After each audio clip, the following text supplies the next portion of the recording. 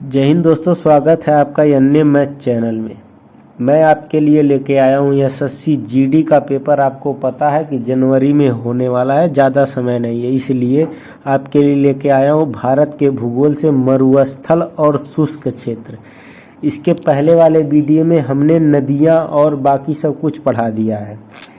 ठीक है, देर न करते हुए चलते हैं पहले क्वेश्चन पे। निम्नलिखित में से कौन सही सुमेलित नहीं है? कह रहा कि आंधी, आंधी उत्तर प्रदेश, ये सही सुमेलित है। काल बैसाखी पश्चिम बंगाल में, ये भी सही है। लू उत्तर पश्चिम भारत में, ये भी सही है। आम्र वर्षा उड़ीसा, ये सही नहीं है। आम्र वर्षा उड़ीसा में नहीं होता है। आम्र वर्षा होता कहाँ है आपको हम बता दें, केरल में होता है। कहाँ पे होता है? केरल में होता है और तटीय कर्नाटक में। ठीक है, कहाँ पे होता है? केरल और तटीय कर्नाटक में होता है।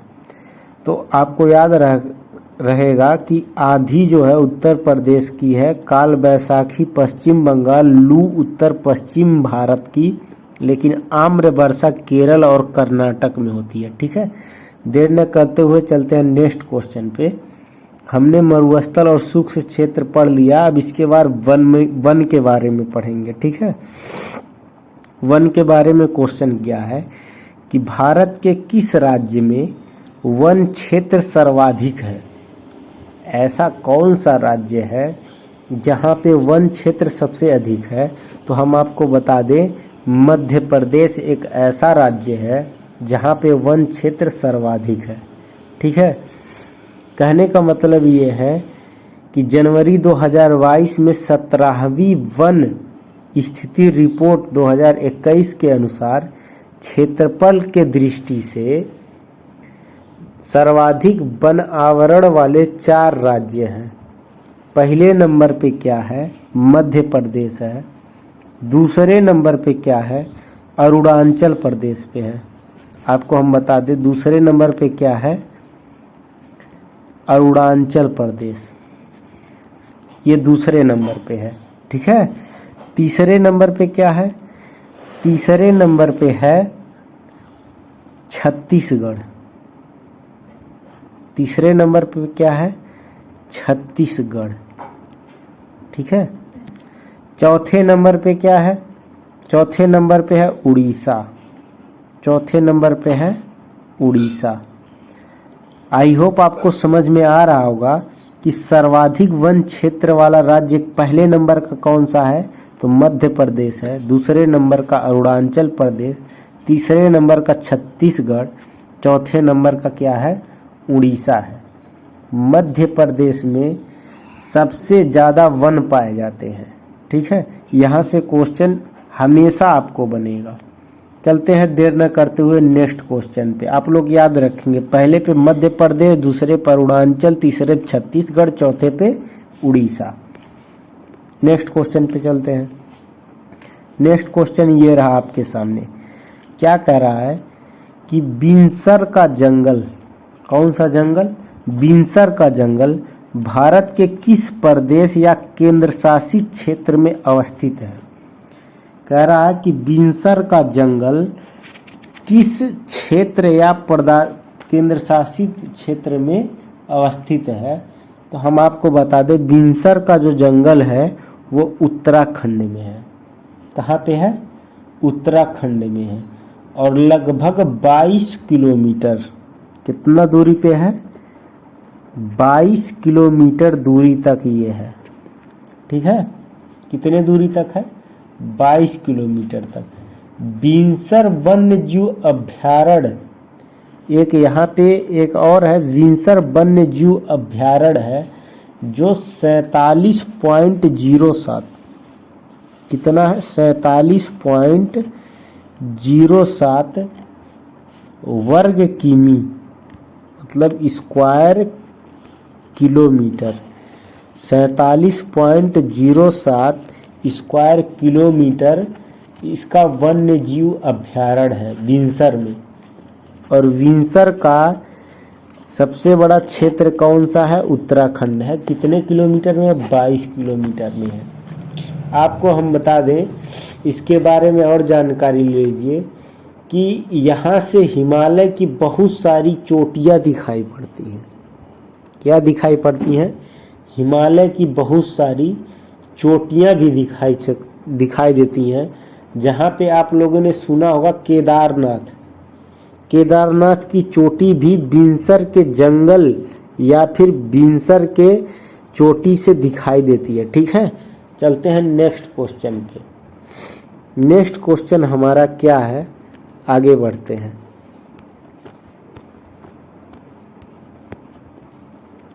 ये रहा हमारा नेक्स्ट क्वेश्चन। क्या कह रहा है कि वन खंड एक प्रमुख पर्यावरण संसाधन है। वन खंड क्या है? एक प्रमुख पर्यावरण संसाधन है। भारत का कितना भू क्षेत्र वन क्षेत्र के अंतर्गत आता है? कहने का मतलब ये है कि वन खंड एक प्रमुख पर्यावरण संसाधन है। ये तो सबको पता है कि वृक्ष लगाएंगे तो पर्यावरण शुद्ध रहेगा, लेकिन भारत का कितना भू क्षेत्र वन क्षेत्र के अंतर्गत आता है, कि मतलब कितने क्षेत्र में वन है भारत के पूरे भूभाग में? तो हम आपको बता दें 20% क्षेत्र ऐसा है जो कि भारत के वन क्षेत्र में आता है। ठीक है, और अब हम आपको बता दें कि 2015 के रिपोर्ट के अनुसार 21.34% भू क्षेत्र वन क्षेत्र के अंतर्गत आता है। कितना प्रतिशत? 21.34%। यहाँ पे हमने कितना बताया है? 20। फिलहाल में 20 है। कहने का मतलब ये है कि आप लोगों को समझ में आ गया होगा कि 2021 और 20 में लगभग 20% भारत का भूभाग किससे है? वन से घिरा हुआ है। बाकी 80% क्या है? स्थल है। ठीक है, आई होप आपको समझ में आ रहा होगा। चल रहे हैं नेक्स्ट क्वेश्चन पे। नेक्स्ट क्वेश्चन ये रहा आपके सामने। क्या कह रहा है कि भारत में कुल वन क्षेत्र है, जो 20% वन क्षेत्र है वो कितना है? तो इसमें नहीं है उपर्युक्त में से कोई नहीं। ठीक है, उपर्युक्त में से कोई नहीं। कहने का मतलब ये है कि 2021 के अनुसार भारत में कुल जो वन क्षेत्र है 71.38 मिलियन हेक्टेयर है। यानी कि 713779 वर्ग किलोमीटर है, जो देश का कुल भौगोलिक क्षेत्र का कितना है? 21.71%, जो कि आपको हम पहले ही बता चुके हैं। ठीक है, इसलिए हम आपको बताना चाहते हैं कि भारत में कुल वन क्षेत्र जो है इसमें से कोई ऑप्शन सही नहीं है, क्योंकि 713779 वर्ग किलोमीटर है, जो भारत के पूरे भूभाग का 21.71% है। ठीक है, चलते हैं नेक्स्ट क्वेश्चन पे। नेक्स्ट क्वेश्चन ये रहा आपके सामने। क्या कह रहा है कि वन विभाग के सर्वेक्षण के मुताबिक भारत का वास्तविक वन कवर भौगोलिक क्षेत्र का कितना प्रतिशत है? कह रहा है कि वन विभाग के सर्वेक्षण के मुताबिक, मतलब कि वन विभाग एक सर्वेक्षण किया है, उसके मुताबिक भारत का वास्तविक वन कवर भौगोलिक क्षेत्र का कितना % है? तो अभी आपको बताए हैं 21.71 या फिर 21.54 इसमें दिया हुआ है, तो यही सही हो जाएगा। ठीक है, इसके अलावा और कोई नहीं है। ठीक है, चलते हैं नेक्स्ट क्वेश्चन पे। ये रहा नेक्स्ट क्वेश्चन आपके सामने।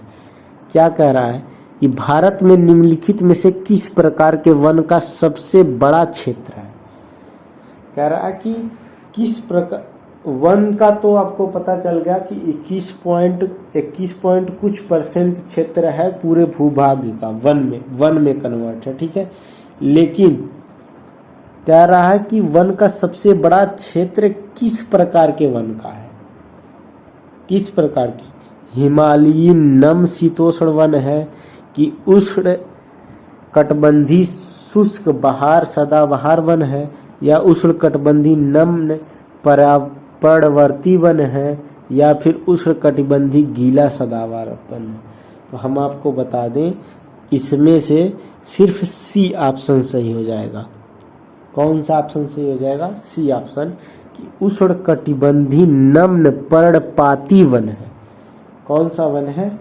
उष्ण कटिबंधीय नम्न पर्णपाती वन है, जो ये सबसे अधिक वन इसी प्रकार का पाया जाता है। जो 21% है उसमें सबसे ज़्यादा कौन सा वन है? उष्ण कटिबंधीय नम पर्णपाती वन है, ठीक है। आई होप आपको समझ में आ गया होगा। अब हम चलते हैं भारत के भूगोल से। हम वन के बारे में लगभग ज़्यादा जानकारी ले चुके हैं। अब हम चलते हैं खनिज संसाधन के बारे में पढ़ेंगे। किसके बारे में पढ़ेंगे? खनिज संसाधन के बारे में पढ़ेंगे, ठीक है। खनिज संसाधन किसके बारे में पढ़ेंगे? खनिज संसाधन। ये रहा अगला आपका खनिज संसाधन। क्या कह रहा है क्वेश्चन? कि दिसंबर 2018 तक उपलब्ध जानकारी के अनुसार, मतलब कि 2018 तक के जानकारी के अनुसार किस राज्य में तांबा अयस्क का सबसे बड़ा भंडार है? कि मतलब कह रहा कि 2018 के अनुसार तांबा अयस्क किस राज्य में सबसे अधिक पाया जाता है? तो किस राज्य में पाया जाता है? राजस्थान में पाया जाता है। कहाँ पे पाया जाता है? राजस्थान में पाया जाता है। कहने का मतलब ये है कि 2019 के अनुसार इंडियन मिनरल ईयर बुक 2019 के अनुसार तांबा का सबसे बड़ा भंडार कहाँ पे है? राजस्थान में है। और कितना है? 1813 मिलियन टन। कितना है? हम आपको यही बता दे रहे हैं, 1813 मिलियन टन भंडार कहाँ पे है? राजस्थान में है, ठीक है। इसके बाद 295 मिलियन टन झारखंड में है। 295 मिलियन टन कहाँ पे है? झारखंड, ठीक है। ये ऐसा क्वेश्चन आपको कोई नहीं पढ़ाएगा कि सब सारे ऑप्शन को एकदम डिवाइड करके बताए पहला दूसरा तीसरा कौन है। एक मैं ही हूँ कि आपको सब कुछ बताऊंगा। पहला कि कहाँ पे है तो आपको बता दिया राजस्थान में। कितना मिलियन टन है? 1813। दूसरा झारखंड में है, कितना है? 295। तीसरा आपका है 283 मिलियन टन। कितना है? 283 मिलियन टन है। और कहाँ पे है? तो ये मध्य प्रदेश में है, ठीक है। इसलिए हम कहते हैं कि इतना ऑथेंटिक जानकारी आपको कोई नहीं देगा। आपके बारे में क्वेश्चन में क्या पूछा था? सिर्फ तांबा अयस्क सबसे बड़ा भंडार कहाँ है, तो आपको हमने बता दिया होता ऑप्शन बी, फिर नेक्स्ट क्वेश्चन पे लेके चला गया होता और वो भी पढ़ के बता देता ऑप्शन डी, फिर नेक्स्ट। ऐसा मेरा काम नहीं है। अगर मैं तांबा के बारे में पढ़ा रहा हूँ तो तांबा के बारे में पूरा डिटेल बताऊंगा कि राजस्थान में है तो कितना मिलियन टन है? 813। दूसरा उससे कम में कितना है? 295 मिलियन टन। कहाँ पे है? झारखंड में। तीसरा है 283 मिलियन टन है। कहाँ पे है? मध्य प्रदेश। मैं पूरा डिटेल बताऊंगा आपको, इसलिए आप लोग हमारे वीडियो को लाइक शेयर सब्सक्राइब तो कर दीजिए यार। हालांकि मैं इतना ज़्यादा मेहनत करता हूँ और मैं सबसे ज़्यादा ये बात है कि मेरा चेहरा दिखता तो आप लोग बहुत ज़्यादा सपोर्ट करते, लेकिन चेहरा नहीं दिख रहा है यार। कारण ये है ये नहीं कि मेरे पास पैसे की कमी है, कारण ये है कि मेरे पास समय की कमी है यार। ठीक है, मैं ये सोचता हूँ कि बेशक मैं कम से कम संसाधन में आपको पढ़ाऊँ, लेकिन अच्छा से अच्छा ऑथेंटिक जानकारी आपको दूं, ताकि आप किसी भी एग्ज़ाम में बैठे, चाहे यूपी पीसीएस हो, चाहे एसएससी जीडी हो, चाहे पुलिस हो, चाहे यूपीएससी हो, आपका क्वेश्चन छूटना नहीं चाहिए। मेरी ये होती है। कहते हैं ना, एक शेर है कि मंजिल को भुला के जिया तो क्या जिया। कहते हैं कि मंजिल के भुला के जिया तो क्या जिया, है दम तो कुछ इतना करके दिखा, और किस्मत से बोल, किस्मत से बोल, इतना मेहनत कर, कह दे किस्मत से कि दम है तो इसको मिटा के दिखा। ठीक है, कहने का मतलब मेरे ये है कि आप लोग जब इस तरीके से पढ़ेंगे कि एक क्वेश्चन के पीछे जितना क्वेश्चन बनना है सारे के बारे में डिटेल लेंगे, तो आपको किसी भी परीक्षा में दिक्कत नहीं होनी है। मेरे कहने का मतलब ये है। मैं ये नहीं कहता हूँ कि आप शायरी पे जाइए या फिर कोई अच्छी अच्छी बातें बोल रहा है उनकी पढ़ाई करिए। ठीक है, कहने का मतलब ये है कि सीधे सीधे आप वो पढ़ाई करिए जहाँ से आपको लगे कि क्वेश्चन हमारा यहाँ से सबसे ज़्यादा बनने वाला है। जैसा कि नेक्स्ट क्वेश्चन आप पढ़ सकते हैं कि राजस्थान में खेतड़ी परियोजना। यदि आप लोगों ने किसी ने भी अगर सुना हो कि खेतड़ी परियोजना का नाम भी तक सुना हो, तो मुझसे बता दीजिए कि हमने सुना है। यार, लोग वही पढ़ाते हैं ना जो आप हमेशा सुने हो, और आप जब पढ़ते हो ना तो आपको लगता है कि हाँ यार बहुत अच्छा पढ़ा रहा है, यार बहुत अच्छा पढ़ा रहा है, ये क्वेश्चन हमेशा। अरे यार ऐसी बात नहीं है। आप पढ़ो ना खेतड़ी परियोजना, पूछो ना उनसे, जो बड़े बड़े यूट्यूब चैनल है उनसे पूछो खेतड़ी परियोजना किसके उत्पादन के लिए प्रसिद्ध है। सच्ची बता रहा हूँ कि अगर वो बता देना तो मैं यूट्यूब वीडियो बनाना छोड़ दूंगा। अरे वो तो हर कोई पढ़ा रहा है, जो आपको भी पता है। वही क्वेश्चन लेके आते हैं, टॉप 80 जीएस का क्वेश्चन, टॉप 20 जीएस का क्वेश्चन। अरे यार ऐसा क्वेश्चन हमको पढ़ने में मजा आता है जो मैं कभी ना सुना हूँ, क्योंकि जो क्वेश्चन एक बार आ गया वो दोबारा आना मुश्किल है। लगभग कुछ न कुछ चेंज करके देगा, या उसी क्वेश्चन से रिलेटेड देगा तो थोड़ा सा चेंज तो करेगा। इसलिए मैं आपसे कहता हूँ कि इन यूट्यूब चैनलों के पीछे मत पड़िए जो आपको आता हुआ क्वेश्चन पढ़ाते हैं। ऐसे यूट्यूब चैनल के पीछे पड़िए जिसका नाम आपने सुना नहीं हो। यदि आपने सुना है खेतड़ी परियोजना तो कमेंट करके बताइएगा, हम यूट्यूब चैनल बनाना छोड़ देंगे, यूट्यूब पे वीडियो बनाना छोड़ देंगे। सच्चाई बता रहे हैं। अगर इसके बाद मेरा आपने कमेंट कर दिया, इसके बाद मेरा एक भी वीडियो पड़ जाएगा ना, तो आप मुझे गाली दीजिएगा कि सर आपने झूठ बोला। पूरे दिलो दिमाग से मैं कह रहा हूँ।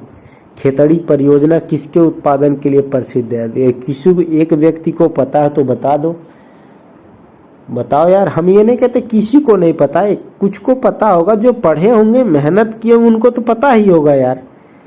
तो बताओ ना खेतड़ी परियोजना किसके लिए बना है, किसके लिए प्रसिद्ध है?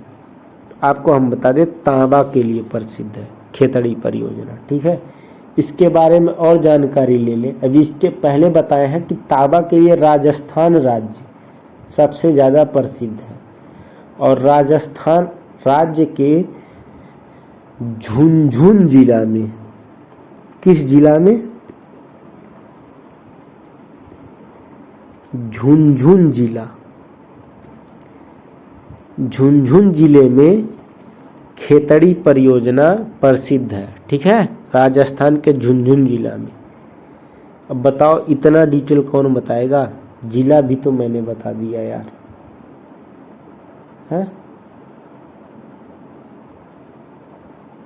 ठीक है, चलते हैं नेक्स्ट क्वेश्चन पे, तीसरे नंबर क्वेश्चन पे। तीसरा नंबर क्वेश्चन क्या कह रहा है आपके साथ?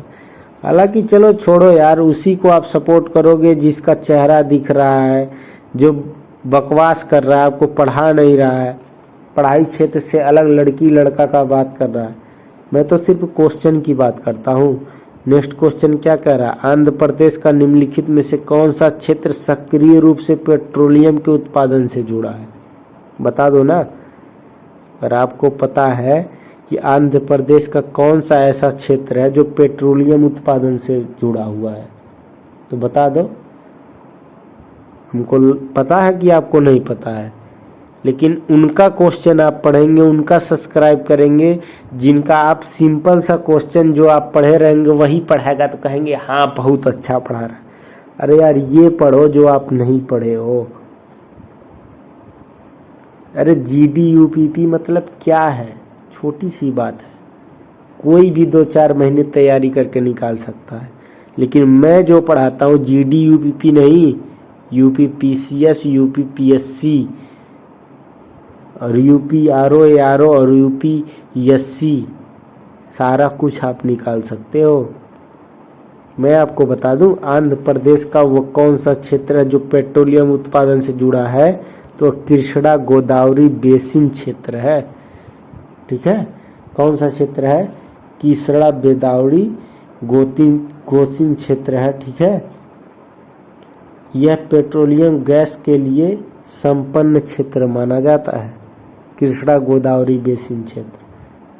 हालांकि सबको लगता होगा कि हम क्वेश्चन सुने नहीं है। अरे यार वो क्वेश्चन पढ़ो ना जो नहीं सुने हो, जो जानते हो उसको पढ़ने का क्या मतलब है? फिर तुम्हारे पढ़ने का क्या मतलब रह जाएगा? समझ में आ रहा है? नेक्स्ट क्वेश्चन देखो, नेक्स्ट क्वेश्चन क्या कह रहा है। ये रहा नेक्स्ट क्वेश्चन आपके सामने। नेक्स्ट क्वेश्चन क्या कह रहा है कि मैग्नेटाइट है, मतलब कि आपको सीधे सीधे पूछा है कि मैग्नेटाइट का फार्मूला बता दीजिए। तो मैग्नेटाइट का फार्मूला हम आपको बता दें, Fe3O4 होता है। क्या होता है? Fe3O4 मैग्नेटाइट का फार्मूला होता है, जो कि लोहे का अयस्क है। क्या है? लोहे का अयस्क है। ठीक है, लोहे का अन्य अयस्क भी होते हैं। क्या होते हैं? एक हेमेटाइट भी होता है, जिसका फार्मूला क्या होता है? Fe2O3 होता है। ये मैग्नेटाइट का होता है, मैग्नेटाइट का नहीं, ये हेमाटाइट का होता है। ये मैग्नेटाइट का है। ठीक है, लोहे का अन्य अयस्क है क्या? हेमाटाइट, जिसका फार्मूला Fe2O3 होता है। और मैग्नेटाइट लोहे का अयस्क है, उसका फार्मूला Fe3O4 होता है। ठीक है, एक और होता है लिमोनाइट, उसका भी फार्मूला कहिए तो बता दे। सुन लीजिए, आपको लगता होगा कि नहीं जानकारी है इनके पास, तो मैं बता दूं, मेरे पास संसाधन नहीं है यार कि मैं आपको चेहरा दिखा के वीडियो पढ़ाऊं। लिमोटाइट का फार्मूला सुन लीजिए, क्या है फार्मूला? FeO कोष्टक में OH, ठीक है, OH NH2O, FeO कोष्टक में OH कोष्टक बंद NH2O, ये होता है लिमोटाइट का फार्मूला। और हम बता दें लोहे का और अयस्क क्या होता है? सीडेराइट होता है यार, इसका फार्मूला बता दें। सीडेराइट का FeCO3 होता है, नोट कर लीजिए, FeCO3। अरे यार जो जानकारी देना उसके पास पढ़ना चाहिए, ऐसे लोगों के पास नहीं पढ़ना चाहिए जो जानकारी न दे। हालांकि मैग्नेटाइट का फार्मूला यहाँ पे पूछा हुआ, मैग्नेटाइट कौन सा है, तो आपको पता चल गया होगा कि Fe3O4 है। Fe2O2 किसका है? Fe2O3 किसका है? लिमेनाइट का है। ठीक है, FeOOH NH2O किसका है? तो वो सीरेनाइट का है। सीरेनाइट का आपको बताए हैं FeCO3 है। ठीक है, चलते हैं नेक्स्ट क्वेश्चन पे देर न करते हुए। नेक्स्ट क्वेश्चन ये रहा आपके सामने, क्या कह रहा है कि निम्नलिखित किसमें कार्बन नहीं होता है? किसमें कार्बन नहीं होता? आपको पता होगा हीरा। हीरा कार्बन का सबसे महत्वपूर्ण या फिर कह सकते हैं कार्बन का सबसे बड़ा प्रारूप है हीरा और ग्रेफाइट, क्योंकि ये कार्बन के परमाणुओं से बने होते हैं। कौन कौन से? डायमंड और आपको यहीं पे लिख सकते हैं ग्रेफाइट, नहीं तो आप लोग समझ नहीं पाएंगे। हीरा और ग्रेफाइट कार्बन के प्रारूप होते हैं, ठीक है। लेकिन कह रहा है कि इनमें से कौन सा कार्बन का प्रारूप नहीं है या फिर कार्बन नहीं है, तो कौन सा नहीं है? तो इसमें से कोई ऐसा पदार्थ नहीं है जो कार्बन नहीं है, ठीक है। हर कोई कार्बन है। हीरा ग्रेफाइट कार्बन के परमाणुओं से बने होते हैं, ठीक है। चलते हैं नेक्स्ट क्वेश्चन पे। नेक्स्ट क्वेश्चन ये रहा आपके सामने, क्या कह रहा है? मोनाजाइट किसका अयस्क है? कह रहा है कि मोनाजाइट किसका अयस्क है? तो आपको पता होगा कि थोरियम का अयस्क है। किसका अयस्क है? थोरियम का अयस्क है मोनाजाइट। अब हम आपको बता दें कि जर्कोनियम के मुख्य अयस्क जिरकोन और बेरिलियाइट है। टाइटेनियम के मुख्य अयस्क रूटाइल, इल्मेनाइट और ल्यूकोजीन। लौह के रूप में मुख्य अयस्क क्या है? हेमेटाइट और मैग्नेटाइट है, जिसका फार्मूला हमने इसके पहले बता दिया है। आपका क्वेश्चन यहाँ पे क्या बन रहा है? मोनाजाइट किसका अयस्क है? तो थोरियम का अयस्क है, ठीक है। आप लोग याद रखेंगे। नेक्स्ट क्वेश्चन देखते हैं क्या कह रहा है। ये रहा नेक्स्ट क्वेश्चन आपके सामने, कह रहा है किस रेडियोधर्मी तत्व के विश्व के सबसे बड़े भंडार भारत में पाए जाते हैं? क्या कह रहा है कि किस रेडियोधर्मी तत्व के विश्व के सबसे बड़े भंडार भारत में पाए जाते हैं? रेडियोधर्मी तत्व के विश्व के सबसे बड़े भंडार भारत में पाए जाते हैं, तो किसके हैं? तो थोरियम के हैं। आप लोग याद रखेंगे, थोरियम के भंडार विश्व में पहले स्थान पर है, ठीक है। बाकी मिनरल कमोडिटी समरीज 2022 के अनुसार भारत का 85,000 टन, ब्राजील कितना है? 63,000 टन, ऑस्ट्रेलिया और संयुक्त राज्य अमेरिका जो है वो 6,000 टन पे थोरियम का भंडार रखता है, ठीक है। भारत सबसे ज़्यादा रखता है, कितना रखता है? 85,000 टन। ब्राज़ील कितना रखता है? 63,000 टन। और संयुक्त राज्य अमेरिका USA जिसको बोलते हैं वो 6,000 टन रखता है, ठीक है। चलते हैं नेक्स्ट क्वेश्चन पे। ये रहा नेक्स्ट क्वेश्चन आपके सामने।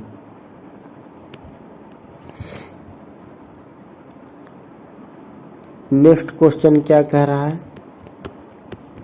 नेक्स्ट क्वेश्चन कह रहा है कि भारत का रूर किस नदी बेसिन को कहा जाता है? क्या कह रहा है कि भारत का रूर किस नदी बेसिन को कहा जाता है? भारत का रूर यदि आपने पढ़ा हो तो बता दीजिए ना कि क्या होता है। कतई नहीं पढ़े होंगे यार, तो कम से कम एक बार तो लाइक सब्सक्राइब कर दिया करो, शेयर कर दिया करो यार। इतनी ऑथेंटिक जानकारी हम आपको देते हैं। भारत का रूर किस नदी को कहा जाता है? तो दामोदर नदी को कहा जाता है। हमसे पूछिए ना, किसी को नहीं पता होता। आपको वही पढ़ा दिया जाएगा कि बिहार का शोक किसे कहा जाता है, तो कोसी नदी को कहा जाता है। आप इतना पढ़ के खुश हो जाते हैं, इसलिए खुश हो जाते हैं कि ये क्वेश्चन आपने पढ़ा हुआ है और वही क्वेश्चन आपको पढ़ाया जाता है। अरे यार, वो क्वेश्चन बार बार नहीं पूछेगा। कभी भारत का रूर पूछ लिया तो आप कहाँ पढ़ोगे? ठीक है, समझ में आ रहा है? हम आपको कोई फोर्स नहीं कर रहे हैं, आपकी इच्छा। लेकिन मेरे कहने का मतलब ये है कि जो लोग आपको सिर्फ चूतिया बना रहे हैं उनसे बचिए, चूतिया मत बनिए। इस जमाने में आप भी बेशक थोड़ा पढ़े हैं, लेकिन जानकारी तो आपके पास है कि जो क्वेश्चन एक जगह पूछता है वो हर जगह नहीं पूछता है। कोई भी नया एग्जाम होगा थोड़ा सा चेंज करेगा, लेकिन चेंज करेगा। इसलिए हम आपको लेके चेंज क्वेश्चन आते हैं, जो कोई नहीं पढ़ा रहा हो वो क्वेश्चन लेके आते हैं। क्या क्वेश्चन कह रहा है कि भारत का रूर किस नदी बेसिन को कहा जाता है? तो दामोदर नदी बेसिन को कहा जाता है। हम आपको बता दें कि ऐसा इस क्षेत्र में अधिक मात्रा में कोयला और अन्य खनिज पदार्थ के उत्खनन के कारण है। ठीक है, रूस और जर्मनी स्थित ऐसा क्षेत्र है जो कोयला एवं अन्य खनिज उत्पादन की दृष्टि से अत्यधिक समृद्ध है। ठीक है, चलते हैं नेक्स्ट क्वेश्चन पे। देर न करते हुए, आपको इतना जानकारी ऑथेंटिक लगी होगी। कह रहा है नेक्स्ट क्वेश्चन कि बालाघाट का मंजलखंड क्षेत्र राजस्थान के झुंझुनू का खेतड़ी सिंगना क्षेत्र के महत्वपूर्ण खनन का केंद्र है। किस चीज का खनन? बालाघाट मंजलखंड क्षेत्र के राजस्थान के झुंझुनू खेतड़ी सिंगना क्षेत्र में होता है। कौन से आयस का खनन होता है? बता दो ना, कोई नहीं बता पाएगा। मैं बता दूं कि ताबा क्षेत्र का खनन होता है। ठीक है, ताबा आयस का खनन कहाँ होता है कि मलंजखंड क्षेत्र के राजस्थान के झुंझुनू का खेतड़ी सिंगना क्षेत्र में होता है तांबा का खनन। ठीक है, चलते हैं नेक्स्ट क्वेश्चन पे। नेक्स्ट क्वेश्चन ये रहा आपका अगला क्वेश्चन। क्या कह रहा है? भारत में पाए जाने वाला कौन एक गैर धात्विक खनिज है? कौन सा एक गैर धात्विक खनिज है जो भारत में पाया जाता है? तो आपको बता दें कि पायरोफाइलाइट होता है। क्या होता है? पायरोफाइलाइट। यह सिलिकेट खनिज का प्रकार है। किसका प्रकार है? सिलिकेट खनिज का प्रकार है। बाइस्काइट और एल्युमिनियम का और हेमेटाइट लोहे का अयस्क है। भारत में उड़ीसा क्रोमाइट का सर्वाधिक उत्पादन होता है। ठीक है, तथा इसका सर्वाधिक भंडार भी कहाँ पे है? उड़ीसा में है। कहाँ पे है? उड़ीसा में है। आप लोग याद रखेंगे। इसलिए हम कहते हैं आपको ऐसा क्वेश्चन लेके आएंगे जो कोई नहीं पढ़ाया रहा होगा। ठीक है, चलते हैं नेक्स्ट क्वेश्चन पे। नेक्स्ट क्वेश्चन हमारा क्या कह रहा है, ये रहा आपके सामने। नेक्स्ट क्वेश्चन कह रहा है कि भिलाई इस्पात, क्या कह रहा है? भिलाई इस्पात संयंत्र के लौह अयस्क स्रोत है। भिलाई इस्पात संयंत्र के लौह अयस्क स्रोत कौन सा है? तो वो है दल्ली राजहरा। कौन सा स्रोत है? दल्ली राजहरा। इसके बारे में और पढ़ते हैं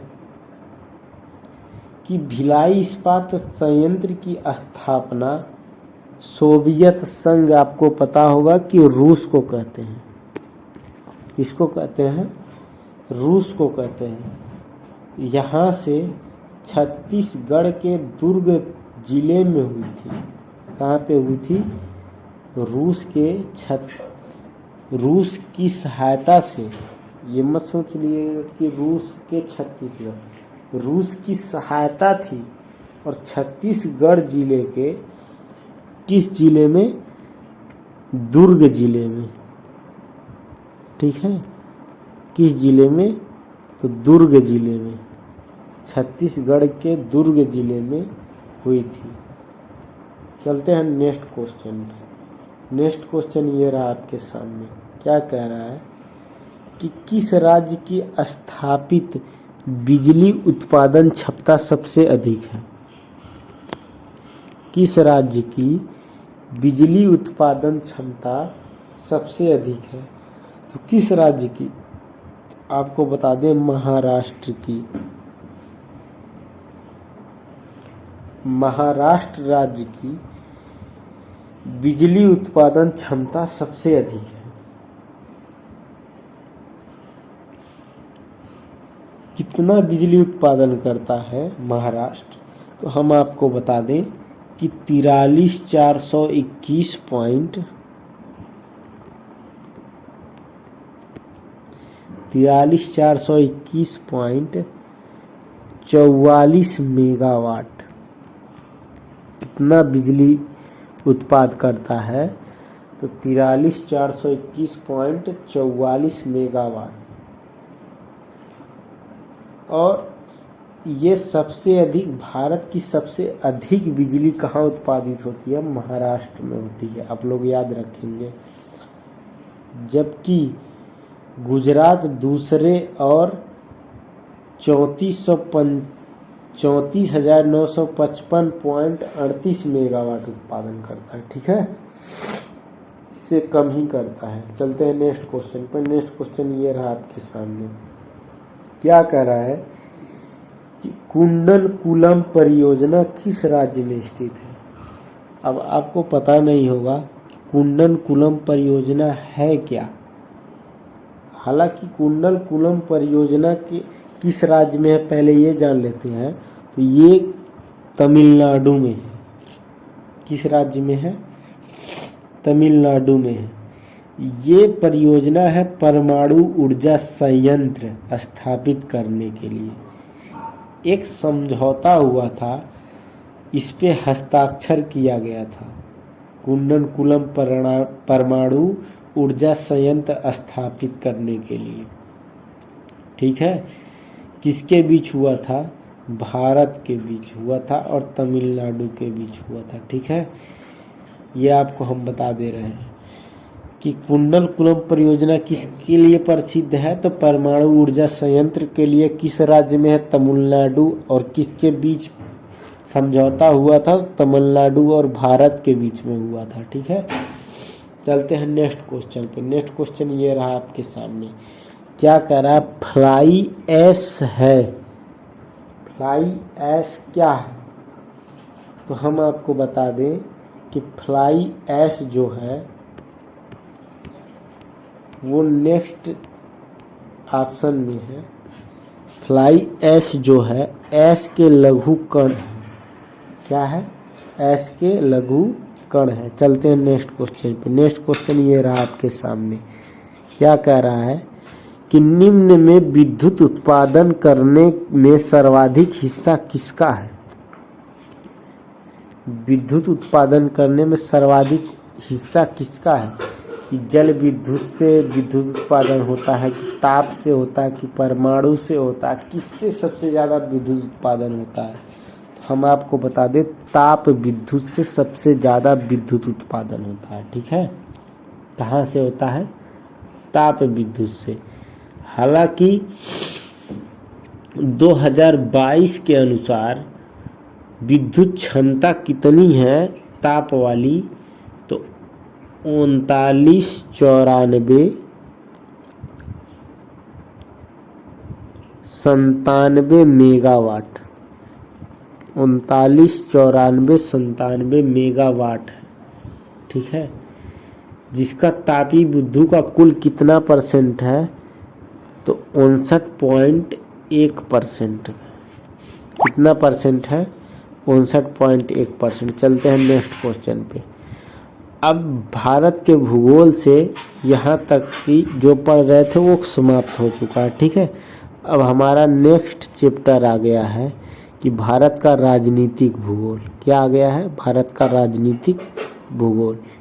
अब राजनीतिक भूगोल से पढ़ेंगे कि उस पड़ोसी राष्ट्र की पहचान करें जिसके साथ भारत अपनी सबसे लंबी सीमा साझा करता है। तो आप सबको पता होगा सबसे लंबी सीमा किससे साझा करता है? तो वो है बांग्लादेश। कौन सा देश है? बांग्लादेश से सीमा साझा करता है। ठीक है, हालांकि आपको बता दें बांग्लादेश के साथ 4096 किलोमीटर। कितना किलोमीटर? 4096 किलोमीटर इसके बाद नेपाल के साथ करता है कितना 1751। उसके बाद म्यांमार के साथ करता है कितना 1663, 1663 नहीं 43, ठीक है 1643 किलोमीटर, ठीक है। और अफगानिस्तान के साथ सबसे कम सीमा साझा करता है कितना 106, जो कि ऑप्शन में नहीं है। कर ये क्वेश्चन पूछ सकता है, इसलिए आपको बताए हैं कि अफगानिस्तान के साथ कितना सीमा साझा कर सकता है, तो 106। या ये पूछ सकता है कि सबसे कम सीमा साझा भारत किस पड़ोसी राष्ट्र से करता है, तो अफगानिस्तान से। सबसे ज़्यादा किससे करता है, बांग्लादेश से। दूसरा किससे करता है, नेपाल से। तीसरा किससे करता है, तो म्यांमार से। और सबसे लास्ट करता है अफगानिस्तान से, ठीक है। चलते हैं, ये वीडियो लंबी हो जा रही है, इसलिए ये वीडियो आज यहीं पे ठप करते हैं। और भारत का राजनीतिक भूगोल कल यहीं से हम शुरू करेंगे। और आपको विश्वास नहीं, पूरा एकदम विश्वास दिलाते हैं कि आप 2-3 वीडियो बस देख लीजिए, भारत का भूगोल मैं ख़त्म करूंगा, फिर विश्व का भूगोल का 2-3 वीडियो लेके आऊँगा। आपको 2 महीने में इतना पढ़ा दूंगा कि आपको 80 क्वेश्चन में लगभग 75 आप करके आएंगे, मेरी गारंटी है। लेकिन जो लास्ट तक देखेगा वही तो जानेगा यार। बाकी जो 2 मिनट देख के हट जाएगा वो क्या समझेगा कि क्या पढ़ा रहे हैं, ठीक है। तो आपको आशा दिलाता हूँ, विश्वास दिलाता हूँ कि मैं कल इसी जगह से, भारत का राजनीतिक भूगोल के जगह से नेक्स्ट वीडियो लेके आऊँगा। चूँकि ये वीडियो ज़्यादा लंबी हो जा रही है, तो नेक्स्ट वीडियो मैं इसी जगह से लेके आऊँगा, ठीक है। चलते हैं, थैंक यू, धन्यवाद। अगर वीडियो आपको अच्छी लगी हो तो लाइक शेयर सब्सक्राइब करिएगा। और भूलिएगा नहीं, मैं अखिलेश सर यन्ने मैथ, कौन सा यन्ने मैथ चैनल है, ठीक है। थैंक यू, धन्यवाद।